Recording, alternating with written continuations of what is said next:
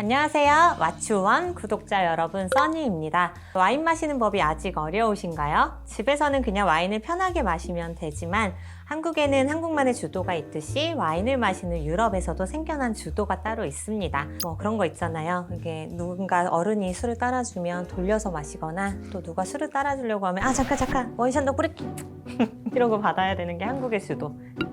아니야, 나만 그래? 서양에서는 와인잔을 잡는 방법이라거나 누군가 와인을 따라줄 때 받는 법 등이 따로 있습니다. 특히 레스토랑에서나 비즈니스 미팅을 하는 자리에서는 와인 주도는 필수일 것 같은데요. 자신감을 가지고 와인을 마시기 위해 와인 주도의 정석을 알아가 볼게요. 와인을 받을 때 여러분들 아마 많이 들어보셨겠지만 와인잔은 굳이 들지 않아요. 보통 식사하는 테이블의 높이가 지금 제가 앉아있는 정도인데 따라주는 사람이 잔을 들어버리면 잔도 높이가 길고 그리고 병도 길이가 굉장히 길기 때문에 따라주는 사람이 굉장히 힘듭니다. 이거 받는 사람도 굉장히 불편하죠. 와인을 받을 때는 잔 받침 부분에 가볍게 손을 올려주라고 이야기는 합니다. 매번 그러실 필요는 없어요. 받침에 손 올리는 건 필수사항은 아닙니다.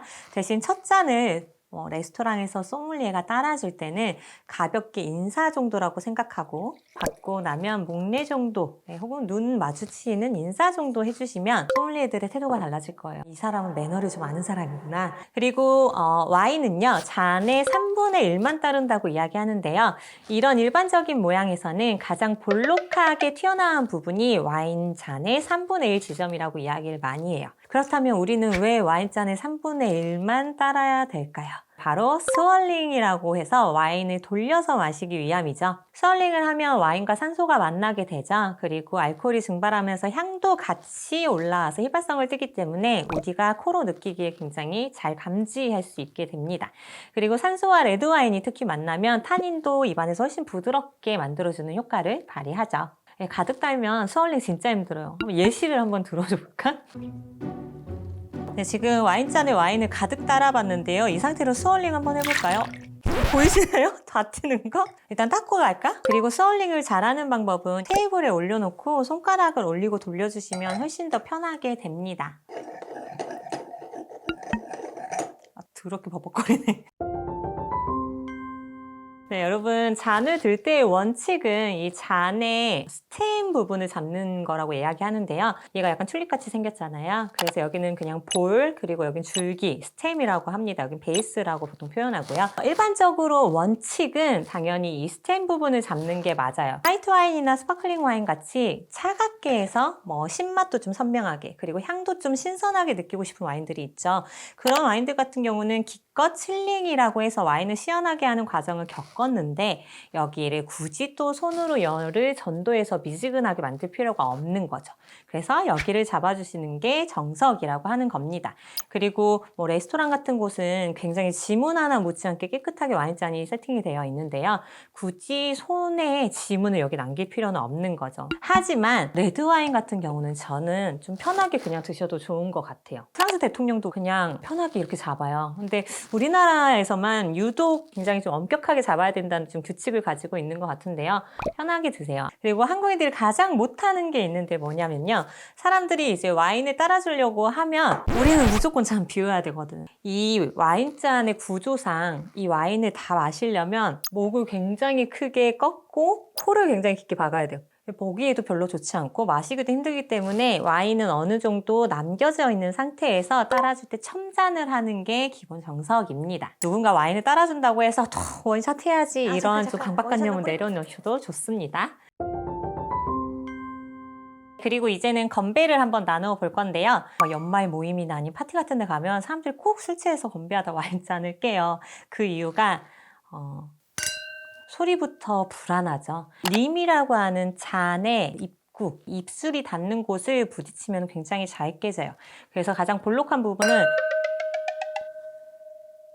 소리도 굉장히 더 안정적이고 아름답게 들릴 뿐만 아니라 가장 튼튼하기 때문에 여기는 조금 더 세게 부딪혀도 잘 깨지지 않습니다. 나의 오른쪽 45도 각도로 잔을 뉘어서 건배를 하게 되죠. 여러분 시선은 상대방 눈을 한 번은 쳐다봐 주는 게 좋습니다. 유럽권에서는 건배할 때 아이 컨택을 하지 않으면 또 우스갯소리로 7년 동안 너 재수없다 라는 이야기를 하기도 합니다. 심리학에서도요, 이렇게 상대방 아이 컨택을 하면서 얘기하거나 건배하는 행위 자체가 굉장히 호감을 높여주고 그리고 신뢰감을 조성해준다라는 결과가 있으니까요.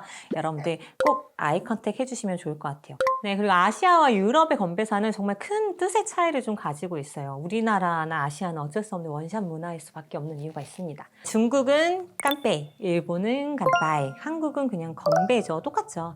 잔을 마르게 하다라는 뜻을 가지고 있는데 잔을 마르게 해야 되니까 건배할 때 원샷 할 수밖에 없는 건배사라고 생각해요. 근데 유럽의 건배사들 또 다르죠.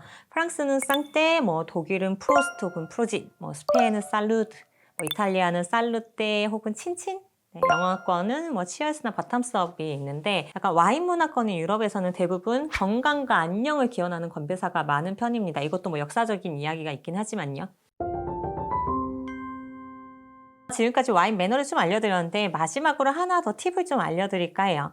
여러분 우리 이제 레스토랑에 갈 거잖아요. 이제 가면 요즘에는 이런 테이블 린넨을 사용하는 것보다는 테이블 냅킨이라고 해서 종이로 되어 있는 걸 사용하는 경우가 많은데요. 고급 레스토랑 가시면 아직도 이거 사용하고 있으니까요. 좀 편하게 사용할 수 있는 팁을 좀 드릴까 합니다. 어디에 사용하나요? 네, 여러분들 잘 아시죠? 음식이 흐르는 걸 막아주거나 혹은 입을 닦을 때 사용하는데 여러분 어떻게 사용하시나요? 우리 이렇게? 혹은 접어서도 사용하는데 이렇게 접는 사람도 있더라고요. 린넨을 사용하실 때는 다 펼쳐서 무릎 위에 얹으셔도 좋지만 이렇게 반으로 접어주시는 게 좀 좋아요. 이 린넨을 접으시면 이 닫혀있는 부분이 있고 그리고 이렇게 열리는 부분이 있죠. 이 열리는 부분을 배 앞으로 오게 두세요. 그리고 음식을 먹고 입을 닦을 때는 여기를 열어서 닫고 다시 닫아주세요.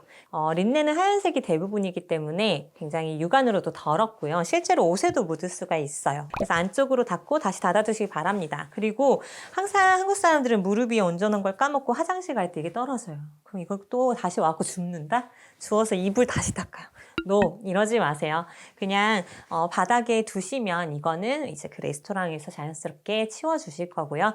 그리고 새로 받아서 사용하시는 걸 적극 추천합니다. 네, 여러분 와인은 편하게 마실 때 가장 맛있는 술인 것 같아요. 모든 음식이 그렇지만요. 그래서 와인 주도도 알고 나서 편하게 마시기 위해 알아두시는 게 필요한 것 같습니다. 와인을 마시는 방법은 어려운 것이 아니라 한국과 그저 다르다인 것 같아요. 와인 주도를 몸에 익히시고 더 즐겁고 스트레스 없는 와인 생활 하시기 바랍니다. 네, 지금까지 What You Want의 써니였습니다. 앞에 그 원샷 오브레키 써줄 거야? 나 창피해?